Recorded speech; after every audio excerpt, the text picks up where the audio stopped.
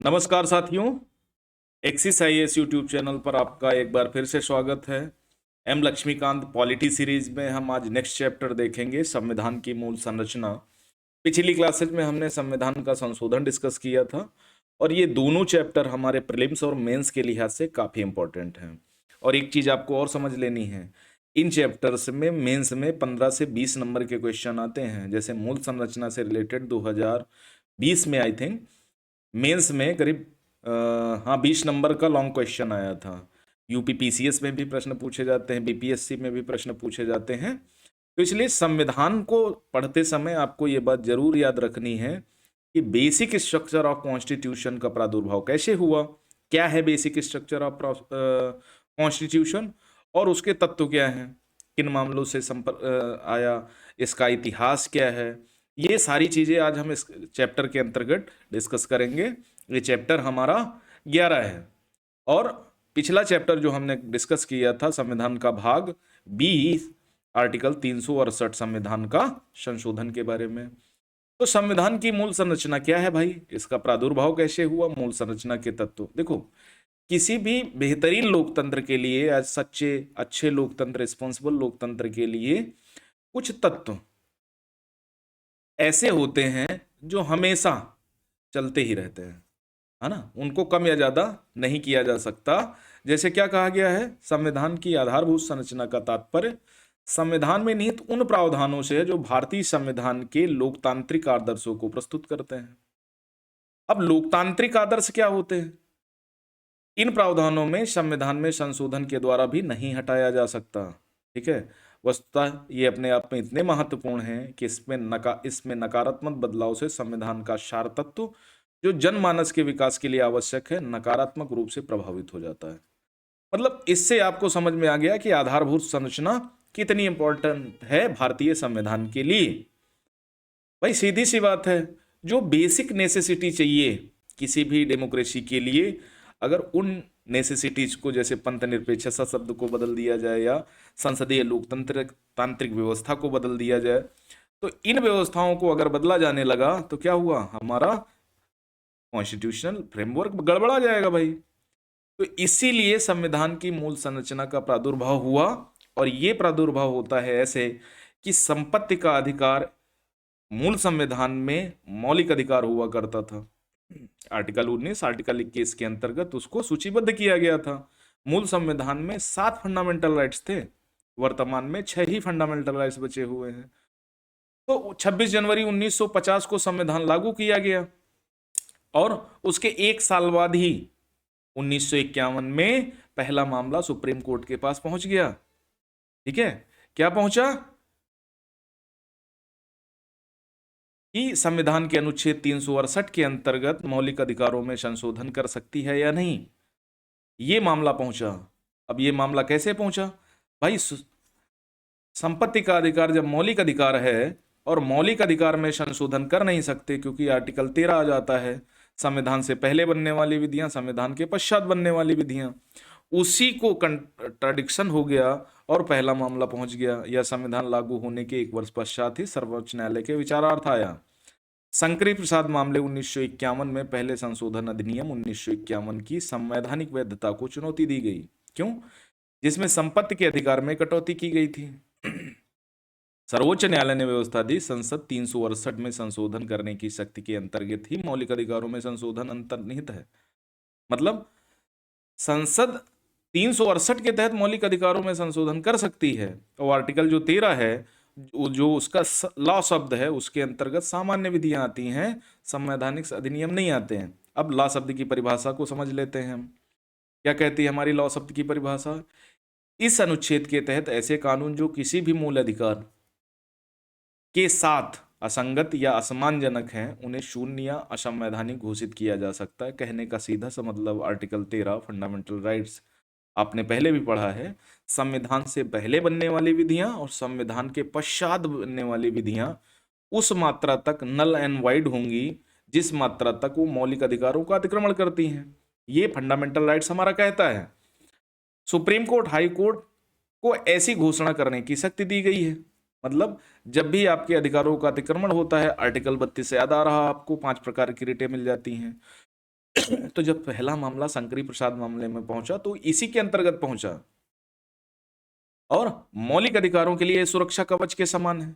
यदि कोई विधि, कानून, एफआईआर फंडामेंटल राइट्स के विरुद्ध है तो जुडिशरी उसे क्या कर सकती है, आर्टिकल 32 और आर्टिकल 226 के तहत जुडिशियल रिव्यू कर सकती है, न्यायिक पुनर्विलोकन कर सकती है ना। लेकिन समस्या इसमें यही नहीं थी। जो विधि शब्द थे, विधि शब्द को लेकर के जो डिस्क्रिमिनेशन था, विधि शब्द के अंतर्गत कानून आते थे, है ना, संसदीय विधियां आती थी, सामान्य विधियां, संसदीय विधियां, है ना, कुछ रूढ़ियां, प्रथाएं और कार्यपालिकीय आदेश, राष्ट्रपति राज्यपाल के द्वारा प्रख्यापित अध्यादेश, सामान्य नियम, नोटिफिकेशन वगैरह, ये सभी विधि के अंतर्गत आता था। संविधान संशोधन का जिक्र विधि शब्द के अंतर्गत नहीं किया गया था, और यही बात संविधान निर्माताओं को शायद सोच करके रखी होगी कि विधि शब्द के अंतर्गत हम इसको नहीं रखेंगे, और विधि शब्द के अंतर्गत इसको रखा नहीं। तो यही कहा गया 1951 और 1965 के मामले में। 1965 का मामला भी था, 1965 के मामले में भी यही माना गया, जिसमें सज्जन सिंह बनाम राजस्थान सरकार का मामला था। तो जब पहले संविधान संशोधन अधिनियम में चैलेंज आया, है ना, शंकरी प्रसाद वाद 1951, और 1965 में जब सज्जन सिंह बनाम राजस्थान मामले में चैलेंज आया, तो यही व्याख्या अंतर्निहित की गई कि विधि शब्द के अंतर्गत संविधान संशोधन नहीं आता, और मौलिक अधिकारों में संशोधन करने की शक्ति है। ये 1965 तक चला, ठीक है, कि किसी भी मौलिक अधिकार को वापस ले सकती है, ये संसद की शक्ति है। लेकिन 1967 के गोलकनाथ मामले में ये क्या हो गई, चीजें बदल गई। 1967 में सर्वोच्च न्यायालय ने अपनी पहले वाली स्थिति बदल दी। इस मामले में 17वें संविधान संशोधन अधिनियम 1964 की संवैधानिक वैधता को चुनौती दी गई, ठीक है। अब 1964 में एक 17वां अधिनियम हुआ था, उसमें कुछ विषयों को जो राज्य द्वारा कार्यवाहियां की गई थी, खासकर संपत्ति के अधिकार को लेकर के। भाई देखो, जब हम आजादी के दौर में थे उस समय जमीनों का निश्चित बंटवारा किसानों के पक्ष में नहीं था। जमीनें ज्यादातर साहूकारों के पास, महाजनों के पास, या फिर जमींदारों के पास, महलवाड़ी व्यवस्था के अंतर्गत जो भी महल वगैरह थे उनके पास थी। और जो हमारे राष्ट्रीय आंदोलन के नेता थे वो हमेशा चाहते थे कि जमीनें उनके पास होनी चाहिए जो किसानी करे, और जब किसानी जो करना है उसके पास जमीन, उसको तो किराए पे लेनी पड़ रही है, उसको तो बटाई जोतनी पड़ रही है। तो यहीं पर हदबंदी, चकबंदी कानून, यानी जमीन का पुनर्गठन करना था, और जमीन किसानों के मध्य में वितरित की जानी थी। तो उसी को लेकर के चीजें बदलने लगी, और 1964 में जब 17वां संविधान संशोधन अधिनियम आया, इंदिरा गांधी की लाल बहादुर शास्त्री उस समय भारत के प्रधानमंत्री थे। तो 1951 में एक अनुसूची जोड़ दी गई थी, नवी अनुसूची, कि जिन कानूनों को आर्टिकल 13 से बचाना है वो नवी अनुसूची में डाल दो, और नवी अनुसूची में शामिल कानूनों का न्यायिक पुनर्विलोकन नहीं हो सकता। तो वहीं पर भाई कहा गया, वैधता को चुनौती दी गई, नवी अनुसूची में राज्य द्वारा की जाने वाली कार्यवाहियों को जोड़ दिया गया था। सर्वोच्च न्यायालय ने व्यवस्था दी कि मौलिक अधिकारों से लोकोत्तर और अपरिवर्तनीय स्थान प्राप्त है, यानी यहां पर 1965 तक के मामलों को पलट दिया गया, यानी सज्जन सिंह और शंकरी प्रसाद वाद पलट गया। क्या कहा गया, वही 13 वाली परिभाषा दोहरा दी गई कि विधि शब्द के अंतर्गत संविधान संशोधन भी आएगा, बदल नहीं सकते, मौलिक अधिकारों में कोई चेंज नहीं कर सकते। ये 1967 गोलकनाथ भारती बनाम भारत संघ मामले में आया निर्णय। इसलिए संसद मौलिक अधिकारों में ना तो कटौती कर सकती है, ना मौलिक अधिकार को वापस ले सकती है, ठीक है। आर्टिकल 13 के अंतर्गत संविधान संशोधन भी एक कानून है, इसलिए किसी भी मौलिक अधिकार का उल्लंघन करने में सक्षम नहीं है। चीजें बदल गई। 67 में सर्वोच्च न्यायालय की व्यवस्था की प्रतिक्रिया में संसद ने 24वां संविधान संशोधन 1971 किया, यानी इंदिरा गांधी की सरकार ने। अब इस इंदिरा गांधी इस समय फुल मेजोरिटी में थी, 24वां संविधान संशोधन अधिनियम कर दिया, और 24वां संविधान संशोधन अपने आप में बड़ा संशोधन था। इस अधिनियम में आर्टिकल 13 368 में संशोधन कर दिया गया। घोषित किया गया कि 368 के अंतर्गत संसद को मौलिक अधिकारों को सीमित करने और किसी भी मौलिक अधिकार को वापस लेने की शक्ति है, ठीक है। और ऐसा अधिनियम आर्टिकल 13 के अंतर्गत एक कानून नहीं माना जाएगा। वही पुरानी व्यवस्था यानी 1965 और 1951 में जो व्याख्या दी गई थी उसी व्यवस्था को बहाल करने पर अड़ गई इंदिरा गांधी। अब सुप्रीम कोर्ट तो सुप्रीम कोर्ट है ना। फिर आता है 1973 का केशवानंद भारती बनाम केरल राज्य मामला। सर्वोच्च न्यायालय ने गोलकनाथ मामले में अपने निर्णय को ओवर रूल कर दिया। ओवर रूल मतलब उससे दूसरा कर दिया और 24वें संविधान संशोधन अधिनियम की वैधता यानी 1971 की वैधता को बहाल रखा। व्यवस्था दी संसद मौलिक अधिकारों को सीमित कर सकती है, किसी अधिकार को वापस ले सकती है। साथ ही सर्वोच्च न्यायालय ने एक नया सिद्धांत दिया और यहीं से जन्म होता है आपकी मूल संरचना का प्रादुर्भाव, जिसकी हम यहाँ बात कर रहे थे कि बेसिक स्ट्रक्चर ऑफ कॉन्स्टिट्यूशन कब आया। तो यही आया संविधान की मूल संरचना का। इसने व्यवस्था दी कि अनुच्छेद 368 के अंतर्गत संसद संवैधानिक अधिकार उसे संविधान की मूल संरचना को बदलने की शक्ति नहीं देते। और अभी 4 दिन पहले जो आया कि समाजवाद और पंथ निरपेक्षता संविधान का मूल ढांचा है, इसे किसी भी स्थिति में बदला नहीं जा सकता। तो इसे करंट सिनेरियो से जोड़ करके देख सकते हैं। तो इसका अर्थ हुआ कि संसद मौलिक अधिकारों में संशोधन कर सकती है, नो डाउट, सीमित भी कर सकती है, वापस भी ले सकती है, लेकिन कुछ चीजें ऐसी हैं जहां पर संसद की शक्तियों में सीमा लगाई गई है कि संसद कितना भी चाहे मूल ढांचे के खिलाफ नहीं जा सकती। ठीक है, वैसे मौलिक अधिकारों को वापस नहीं ले सकती जो मूल संरचना से जुड़े हुए हैं। संविधान के मूल ढांचे के सिद्धांत की सर्वोच्च न्यायालय द्वारा इंदिरा गांधी नेहरू मामले में यानी 1975 में पुनः पुष्टि की गई। इस मामले में सर्वोच्च न्यायालय ने 39वें संविधान संशोधन अधिनियम 1975 के प्रावधान को रद्द कर दिया, जिसमें प्रधानमंत्री लोकसभा अध्यक्ष से संबंधित चुनावी विवादों को सभी न्यायालयों के क्षेत्राधिकार से बाहर कर दिया गया था। ये भी एक विवाद था। इस समय इंदिरा गांधी मतलब दिक्कत में चल रही थी। दिक्कत में क्या, उनका माइंड थोड़ा सा कहीं ना कहीं सकी वाला बन गया था। 1971 का आपको बांग्लादेश याद होगा, मुजीबुर रहमान के पूरे परिवार को मार डाला गया, है ना। तो उस समय इंदिरा को भी लगा और जेपी मूवमेंट स्टार्ट ही हो चुका था पूरे भारत में, इंदिरा हटाओ का नारा चल ही रहा था और विपक्ष लामबंद हो गया था, जैसे वर्तमान में महागठबंधन कर लिया है। तो ये वही समय था जब इंदिरा गांधी एक संघर्ष के दायरे में, और जहां पर ये संविधान संशोधन करते बीच में सुप्रीम कोर्ट आ जाता और सुप्रीम कोर्ट के निर्णय को ओवर रूल करते हुए ये संविधान पे संविधान संशोधन ठोके पड़ी थी। ठीक है, तो इस समय 39वें संविधान के जब प्रावधानों को रद्द कर दिया गया कि जितने भी प्रधानमंत्री के संबंधित विवाद होंगे, चुनावी विवाद हों, लोकसभा अध्यक्ष से संबंधित चुनावी विवाद हों, उनका सबका निपटान हाई कोर्ट और सुप्रीम कोर्ट कर सकता है। ठीक है, न्यायालय ने कहा कि प्रावधान संसद की संविधान संशोधनकारी शक्ति के बाहर है क्योंकि यह संविधान के मूल ढांचे पर चोट करता है। अब जब ये हुआ तो उसके बाद पुनः न्यायपालिका 9 आविष्कृत इस मूल संरचना के सिद्धांत की प्रतिक्रिया में संसद ने 42वां संविधान संशोधन पारित कर दिया और इसको मिनी कॉन्स्टिट्यूशन ऑफ इंडिया बोला जाता है। 1976 में बहुत सारा संशोधन, यानी संविधान जैसे आज बताते हैं ना राहुल गांधी संविधान बदल देंगे, ये कर देंगे, तो संविधान बदलने का सबसे पहला काम उनकी दादी ने शुरू किया था। ठीक है, 1976 में बहुत सारा चेंज हुआ। उसी समय 368 को संशोधित कर यह घोषित किया गया कि संसद की विधायी शक्ति की कोई सीमा नहीं है, मतलब असीमित शक्ति है। और सुप्रीम कोर्ट संविधान संशोधन को चेंज नहीं कर सकता, यानी संविधान जो संशोधन हुआ है न्यायिक जुडिशियल रिव्यू नहीं कर सकता, चाहे उल्लंघन हो मूल अधिकारों का चाहे ना हो। यानी फिर सुप्रीम कोर्ट ने माना, हालांकि उस समय आपातकाल खत्म हुआ, जनता पार्टी की सरकार आई और 42वें संविधान संशोधन के अगेंस्ट में 44वां संविधान संशोधन 1978 करके चीजें पुरानी बहाल कर दी गई। तो फिर वो मामला, ये 42वां संविधान संशोधन बहुत अस्तित्व में नहीं रहा। हालांकि 1973 का केरल राज्य वाला मामला हाईलाइट रहा, हमेशा हाईलाइट रहता है। हालांकि सर्वोच्च न्यायालय ने फिर एक मिनर्वा मिल्स आया 1980 में इस प्रावधान को अमान्य कर, क्योंकि इसमें न्यायिक समीक्षा के लिए कोई स्थान नहीं था, और जिस चीज में न्यायिक समीक्षा के लिए कोई स्थान नहीं है तो उसको क्या करेगा, अमान्य ही किया जाएगा।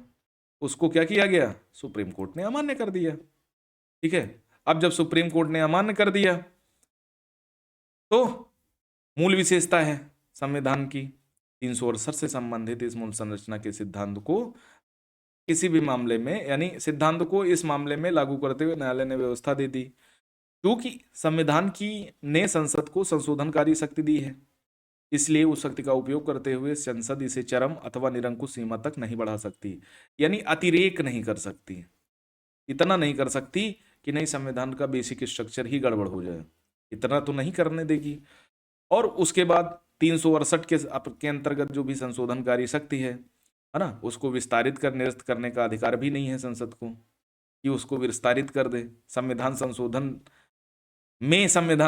कर दे, यानी 368 के तहत 368 में संशोधन कर दे और नए क्लाज वगैरह जोड़ दे, जैसा कि 42वें संविधान संशोधन 24वें संविधान संशोधन में किया गया।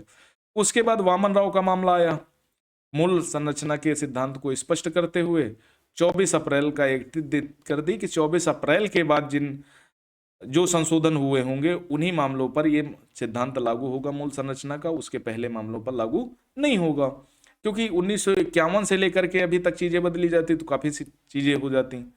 ठीक है, अब मूल संरचना के विषय में थोड़ा समझ लेते हैं। मूल संरचना के तत्व कौन कौन से हैं? तो सबसे पहले संविधान की सर्वोच्चता मूल संरचना का तत्व है।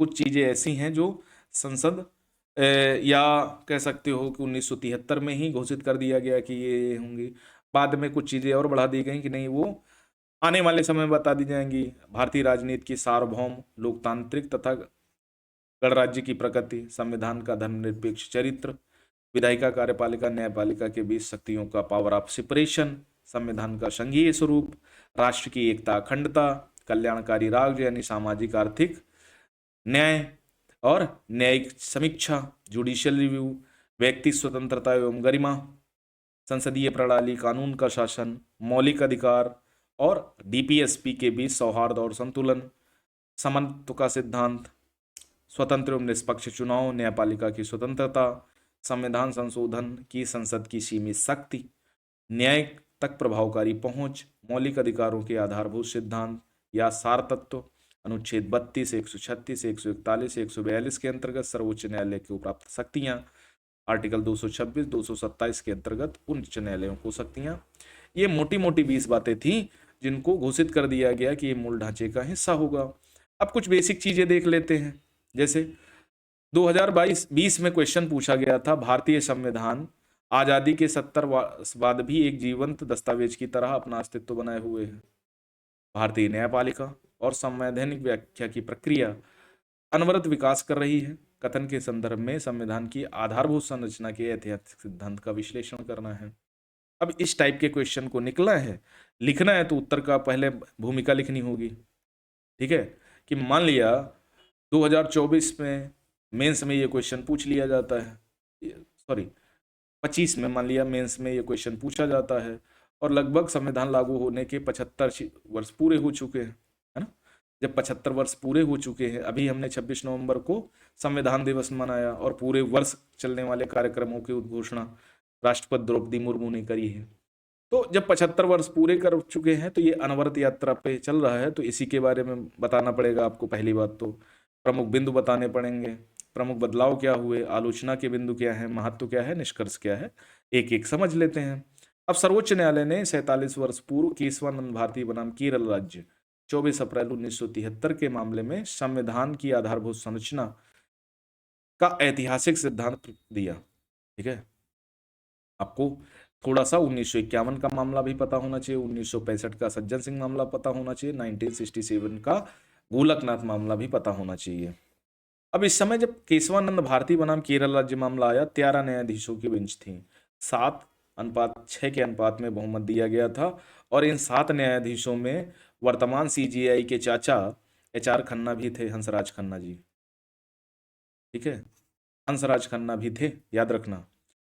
बहुमत के निर्णय किया गया संविधान की आधारभूत संरचना अनुल्लंघनीय है, इसे संसद द्वारा परिवर्तित नहीं किया जा सकता। मतलब सीधी सी साफ बता दी कि जो बेसिक स्ट्रक्चर है वो संविधान संशोधन करके भी नहीं खत्म किया जा सकता, आप कितनी भी कोशिश कर ले। और यहाँ यहीं से संसद की जो संविधान संशोधन करने की शक्ति है उस पर थोड़ी सीमा आरोपित कर दी जाती है। इस निर्णय के बाद भारतीय संविधान में एक सिद्धांत के रूप में इसे मान्यता प्राप्त हो गई, किसको? मूल संरचना। अब इसका विकास कैसे हुआ? संसद की पूर्ण शक्ति, स्वतंत्रता के शुरुआती वर्षों में शंकरी प्रसाद बनाम केरल भारत सरकार मामला आया, सज्जन सिंह बनाम राजस्थान सरकार मामलों में निर्णय देते हुए संविधान में संशोधन करने की पूर्ण शक्ति दी गई थी उस समय, कि मौलिक अधिकारों में भी संशोधन कर सकती है। कोई बेसिक स्ट्रक्चर नहीं, किसी भी प्रावधान में संसद संशोधन कर सकती है, और विधि शब्द के अंतर्गत संविधान संशोधन नहीं आता। ये दोनों मामलों में कहा गया, इसमें भी और इसमें भी। लेकिन 1967 का जब मामला आया 17वें संविधान संशोधन अधिनियम के खिलाफ, तो चीजें बदल गईं।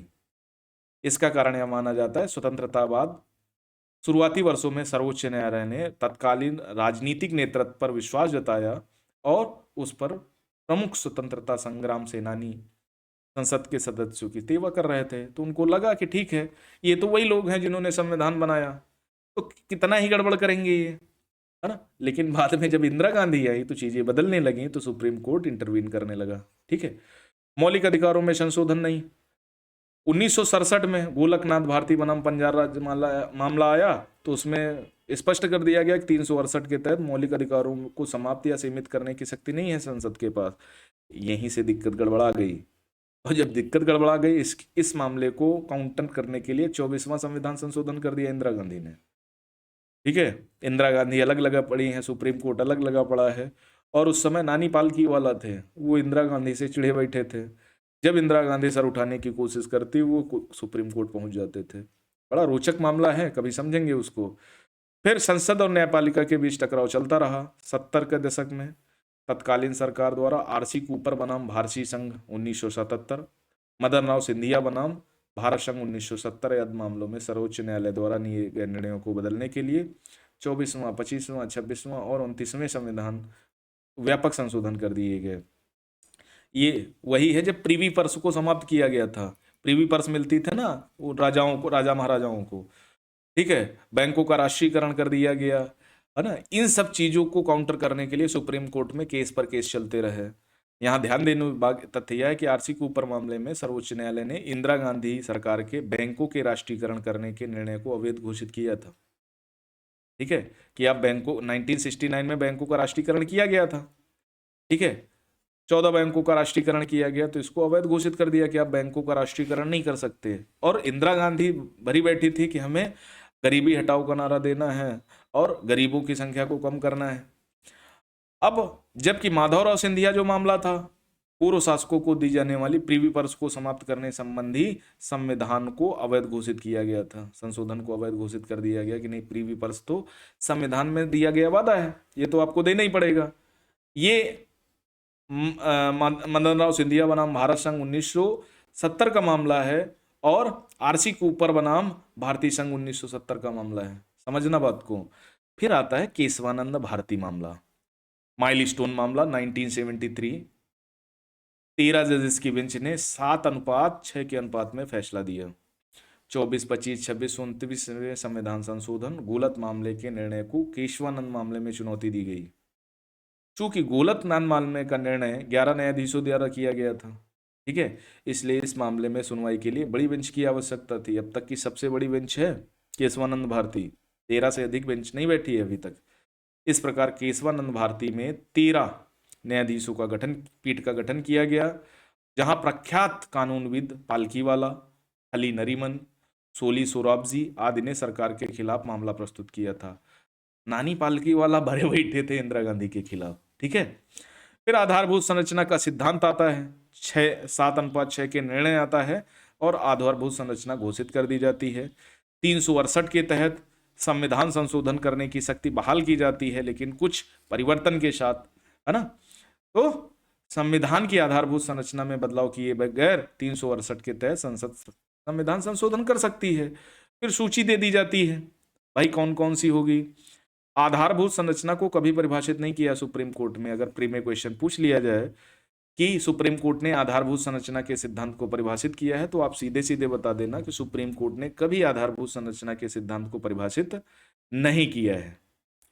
परंतु संविधान की कुछ विशेषताओं को आधारभूत संरचना के रूप में निर्धारित किया है, जैसे संघवाद, पंथ निरपेक्षता, लोकतंत्र आदि, है ना। और तब से लेकर के कई फैसले हुए हैं, अभी हम उन फैसलों को भी देखेंगे। निरंतर विस्तार किया है, जैसे संविधान की सर्वोच्चता, कानून का शासन, न्यायपालिका की स्वतंत्रता, शक्तियों का पृथक्करण, संघवाद, धर्मनिरपेक्षता, संप्रभु लोकतांत्रिक गणराज्य, संसदीय प्रणाली, स्वतंत्र एवं निष्पक्ष चुनाव, कल्याणकारी राज्य। ठीक है। आधारभूत संरचना का महत्व क्या है? किसी भी देश का संविधान उस देश के मौलिक नियमों का दस्तावेज होता है। यानी हमारे देश का शासन कैसे चलेगा, संस्थाओं का निर्माण कैसे होगा, चुनाव कैसे होंगे, ये सारी चीजें बताता है। जो मौलिक नियमों का संग्रह होता है, दस्तावेज के आधार पर अन्य सभी कानून बनाए और लागू किए जाते हैं। यानी संविधान जैसे जैसे कहता है वैसे वैसे हम काम करते जाते हैं। संविधान के कुछ भागों को अन्य प्रावधानों की तुलना में विशेष दर्जा प्राप्त है। बिल्कुल सही बात है। जैसे आपने देखा होगा जनरल, ओबीसी, ओबीसी में दो कैटेगरी, एक सीएल है एक एनसीएल है, एससी, एसटी, महिला, अल्पसंख्यक, विकलांग, है ना, या दिव्यांग, बुजुर्ग, बच्चे, सबको अलग अलग स्टेटस प्राप्त है भारत में। तो उसी तरह संविधान के कुछ भागों को अलग स्टेटस प्राप्त है। जैसे फंडामेंटल राइट्स भाग 3 ज्यादातर नकारात्मक प्रकृति हैं। इनका अगर उल्लंघन होता है तो आप आर्टिकल 32 या हाई कोर्ट में आर्टिकल 226 का प्रयोग कर सकते हो। आर्टिकल 13 न्यायिक जुडिशियल रिव्यू का संबंध रखता है, तो मतलब ये संसद के खिलाफ है या सरकार के खिलाफ है। तो कुछ प्रावधानों को अन्य प्रावधानों की तुलना में विशेष दर्जा प्राप्त है। संविधान के ये भाग व्यापक संविधान संशोधनों से संविधान की रक्षा करते हैं। आधारभूत संरचना के महत्व को एस.आर. बोम्मई बनाम भारत सरकार मामले 1994 के मामले में आप समझ सकते हैं कि सर्वोच्च न्यायालय ने बाबरी मस्जिद के विध्वंस के बाद राष्ट्रपति द्वारा भाजपा सरकारों की बर्खास्तगी को बरकरार रखा। सर्वोच्च न्यायालय ने कहा इन सरकारों की बर्खास्तगी धर्मनिरपेक्षता के लिए आवश्यक है, क्योंकि 1992 में क्या हुआ था, बाबरी मस्जिद का ढांचा तोड़ा गया। उस समय कल्याण सिंह की उत्तर प्रदेश में सरकार थी, है ना, और जिन जिन राज्यों में भाजपा की सरकार थी उनको बर्खास्त कर दिया। राष्ट्रपति शासन वहां 356 का प्रयोग कर दिया, और जो बर्खास्त हुए थे वो पहुंच गए सुप्रीम कोर्ट। ठीक है। अब जब सुप्रीम कोर्ट पहुंचे तो सुप्रीम कोर्ट ने कहा कि भैया बाबरी मस्जिद टूटी है, एक धार्मिक ढांचा है ना, और इन सरकार को बर्खास्त ही रखा गया क्योंकि धर्मनिरपेक्षता के लिए आवश्यक है। और अगर बर्खास्त न इनको बहाल कर दिया जाता तो आने वाले समय में दिक्कत और बढ़ सकती थी। अब ये तो हो गई बात आपके प्रश्न की। आधारभूत संरचना की आलोचना भी होती है। आलोचकों ने इस सिद्धांत को अलोकतांत्रिक कहा, क्योंकि न्यायाधीशों जो चुने हुए प्रतिनिधि नहीं हैं, संसद द्वारा पारित किए गए संविधान संशोधन को अवैध घोषित करके न्यायिक अतिक्रमण करते हैं। ठीक है। जबकि समर्थकों ने इसे बहुलवाद, अधिनायकवाद के खिलाफ सुरक्षा के रूप में माना। तो कुछ देखो, हर चीज की अपनी एक आलोचना होती है, अपनी एक है। निष्कर्ष रूप में क्या है, संविधान को एक जीवंत दस्तावेज बनाए रखने के लिए काल या समय परिस्थितियों के अनुसार बदलाव जरूरी है। साथ ही भारतीय न्यायपालिका की पारदर्शिता, जवाबदेही के मध्य संतुलन और स्वतंत्रता बनाए रखने का प्रयास किया जाए। सिंपल सी बात है। पूरा प्रश्न आ गया। तो ये जो आपका प्रश्न था, इस टाइप के प्रश्न पूछे जाते हैं। सारा मामला एक प्रश्न में आ गया। 20 नंबर का क्वेश्चन था। ठीक है। और अब पूछा जाएगा 75 वर्ष बाद। हो सकता है इससे रिलेट करके क्वेश्चन पूछ लिया जाए, क्योंकि 75वां संविधान दिवस मनाया गया। उसके अलावा पूरे वर्ष भर कार्यक्रम चलेंगे, तो इससे रिलेटेड यूपीएससी प्रीलिम्स और मेंस में क्वेश्चन पूछे जा सकते हैं, पीसीएस में क्वेश्चन पूछे जा सकते हैं। तो इनकी तैयारी पहले से होनी चाहिए। अब आधारभूत ढांचे में क्या क्या चीजें हैं, कब क्या चीजें आई। अब जैसे ऊपर जो 9 चीजें पढ़ी वो उसी समय आ गई थी 1973 के मामले में।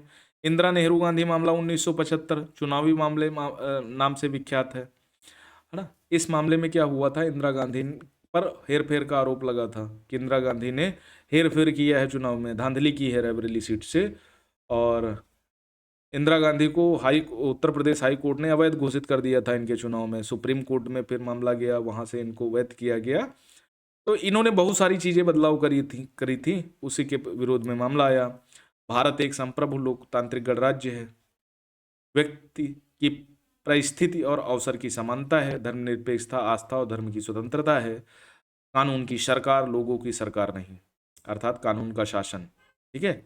न्यायिक समीक्षा, स्वतंत्र निष्पक्ष चुनाव जो लोकतंत्र में अंतर्निहित है, संसद की संशोधन करने की सीमित शक्ति, न्यायिक समीक्षा, मौलिक अधिकार एवं नीति निर्देशक सिद्धांतों में सौहार्द और संतुलन, ये 1980 तक के मामलों में दिया गया था। ठीक है। 3 ये थे, 6 बातें इसमें कही गई। उसके बाद सेंट्रल कोलफील्ड लिमिटेड मामला 1980 में आया। न्याय तक प्रभावी पहुंच, सबके लिए समान पहुंच की बात की गई कि सभी न्याय के लिए समान रूप से भागीदार हो सकते हैं। भाभा सिंह मामला 1981, कल्याणकारी राज्य यानी सामाजिक आर्थिक न्याय को संविधान का मूल ढांचा कह दिया गया। एसपी सम्मत कुमार मामला 1987 में आया, कानून का शासन, न्यायिक समीक्षा। ये दो बातें संविधान का मूल ढांचा यानी समय समय पर मूल ढांचे में चीजें बढ़ाई गई। पी संभामूर्ति मामला 1987 में आया, कानून का शासन, न्यायिक समीक्षा। ठीक है, तो दोनों मामले एक समान थे। दिल्ली जुडिशियल सर्विस एसोसिएशन मामला आर्टिकल 32, 136, 141, 142 के अंतर्गत सर्वोच्च न्यायालय की शक्ति को अंतर्निहित किया गया कि शक्ति में बदलाव नहीं किया जा सकता।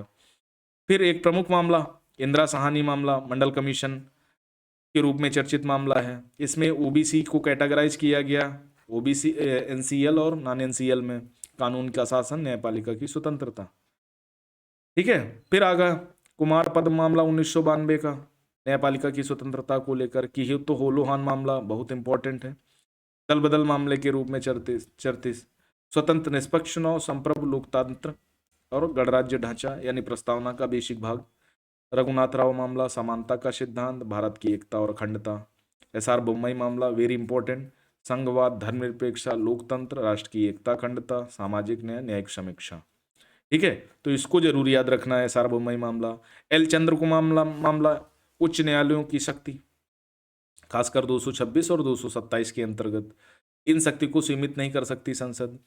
इंदिरा साहनी मामला सेकंड आया, समानता का सिद्धांत और न्यायिक स्वतंत्रता, ऑल इंडिया जजेज एसोसिएशन 2002। कुलदीप नायर मामला 2006 में आया, लोकतंत्र और स्वतंत्र निष्पक्ष चुनाव। एम नागराज मामला, समानता का सिद्धांत। AIR कोएल्लो मामला 2007, नवी अनुसूची के रूप में कानून का शासन, शक्तियों का बंटवारा, मौलिक अधिकारों का आधारभूत सिद्धांत, न्यायिक समीक्षा, समानता का सिद्धांत। तो ये प्रमुख मामले हैं जहां पर संविधान के मूल संरचना वाले भाग को ठीक से क्लैरिफाई किया गया। अभी भी बहुत सारी चीजें हैं जो संविधान की मूल संरचना में छूटी हुई हैं, उनको भी हम समझेंगे, है ना, और ये भी जानने का प्रयास करेंगे कि चीजें कैसे आगे बढ़ती हैं और उनको किस हिसाब से और बेहतर किया जा सकता है। भाई ऐसा तो नहीं है कि सब कुछ एक साथ ही कर दिया जाए और सब कुछ बदल जाए, है ना, और ऐसा भी नहीं है कि चीजों को समय के हिसाब से लिहाज से बांटा न जाए। तो ये जो संविधान संशोधन वाला मामला है और जो मूल संरचना वाला मामला है, ये अपने आप में बहुत इंपॉर्टेंट है। अब जैसे अगर हम डिस्कस करना चाहें कि किस मामले को, जैसे भारत एक संप्रभु लोकतांत्रिक गणराज्य है। लोकतांत्रिक गणराज्य का सीधा सा अर्थ होता है कि भारत का जो प्रमुख है यानी राष्ट्रपति है, वो चुना जाता है 5 वर्ष के लिए, है ना। ऊपर के मामलों को अगर डिस्क्राइब करें, जैसे संविधान की सर्वोच्चता, भारत में संविधान सर्वोच्च है, संविधान के अनुसार ही संसद का गठन हुआ है, संविधान के अनुसार सभी इंस्टीट्यूशन का गठन हुआ है। तो संविधान की सर्वोच्चता को बनाए रखना अपने आप में बेहतरीन हो जाता है, बड़ा हो जाता है, क्योंकि संविधान अगर सर्वोच्च नहीं होगा तो कोई भी ऐरा गैरा नत्थु खैरा आएगा उसमें चेंज करेगा। विधायिका, कार्यपालिका, न्याय के बीच शक्ति संतुलन, ये डीपीएसपी में दिया गया है ना, कि संतुलन के सिद्धांत पर आधारित है। संविधान का धर्मनिरपेक्ष रूप, 42वें संविधान संशोधन में प्रस्तावना में पंथनिरपेक्ष शब्द जोड़ा गया। और देश का धर्मनिरपेक्ष स्वरूप है, यानी देश का कोई अपना धर्म नहीं है ना, और धर्म ठोका नहीं जा सकता। हिंदू राष्ट्र बना दो, संविधान का संघीय चरित्र नहीं बदला जा सकता। संघीय चरित्र का मतलब होता है केंद्र सरकार, राज्य सरकार, संप्रभुता, एकता, व्यक्ति की गरिमा, लोक कल्याणकारी राज्य की स्थापना का जनादेश, संसदीय प्रणाली। ठीक है, और कुछ चीजें हैं जो समझ में नहीं आ रही हूँ, बता सकते हैं जैसे स्वतंत्र निष्पक्ष चुनाव। ठीक है, स्वतंत्र और निष्पक्ष चुनाव क्या है, ये हमेशा ही होने चाहिए। एक अच्छे लोकतंत्र के लिए चुनावों का निष्पक्ष और स्वतंत्र होना बहुत आवश्यक है, और ये लोकतांत्रिक व्यवस्था में ही निहित है। तो ये भी हमारे न्यायिक व्यवस्था का भाग हो सकता है।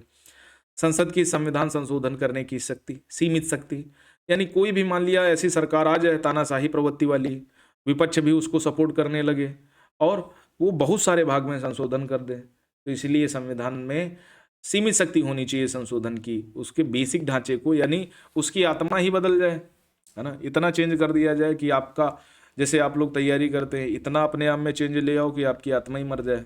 तो ऐसा नहीं करना है, गिर के कोई काम नहीं करना है, अपने आत्मसम्मान को बरकरार रखते हुए सारे काम करने होते हैं। अगर आप कोई काम गिर के करते हो तो मतलब नहीं है, चाहे प्रेम हो, रिश्ते हो, कुछ भी हो। ठीक है, तो जीवन में हमेशा इस बात को याद रखना, कोई भी काम करना, लेकिन अपने जमीन अपनी जमीर, अपनी कंसाइंस, अपनी आत्मा को मरने मत देना। ठीक है।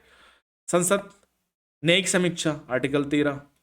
ठीक है, कि कोई भी कानून संसद बनाती है, अगर सुप्रीम कोर्ट को लगता है कि नहीं भैया यार इसमें गलत हुआ है, तो वो क्या कर सकती है, उसमें जुडिशियल रिव्यू कर सकती है, वो उसका अपना अधिकार क्षेत्र है ना, उसमें कोई इंटरफेयर नहीं हो सकता। ठीक है, ये बात हमेशा याद रखना। मौलिक अधिकार नीति निर्देशक तत्वों के बीच सौहार्द और संतुलन। मान लिया किसी मौलिक अधिकारों किसी डीपीएसपी को लागू करने में मौलिक मौलिक अधिकारों का थोड़ा बहुत उल्लंघन हो रहा है तो करना चाहिए। कल्याणकारी राज्य यानी सोशल एंड इकोनॉमिक जो जस्टिस है, ये हमारी प्रस्तावना का भी भाग है। कानून का शासन, rule of law, rule of law. ठीक है, ये बहुत इंपॉर्टेंट है। न्यायिक समीक्षा पता ही है। Article 32, article 36, article 41, article 42 supreme court की ये पावर्स हैं, है ना, इसमें कम नहीं किया जा सकता। न्यायपालिका की स्वतंत्रता, निष्पक्ष होनी चाहिए न्यायपालिका। लोकतांत्रिक गणराज्य का ढांचा, समानता का सिद्धांत, आर्टिकल 14 से 18, है ना, इसको किसी भी हाल में कम नहीं किया जा सकता। एकता और अखंडता से कोई भी समझौता नहीं किया जा सकता।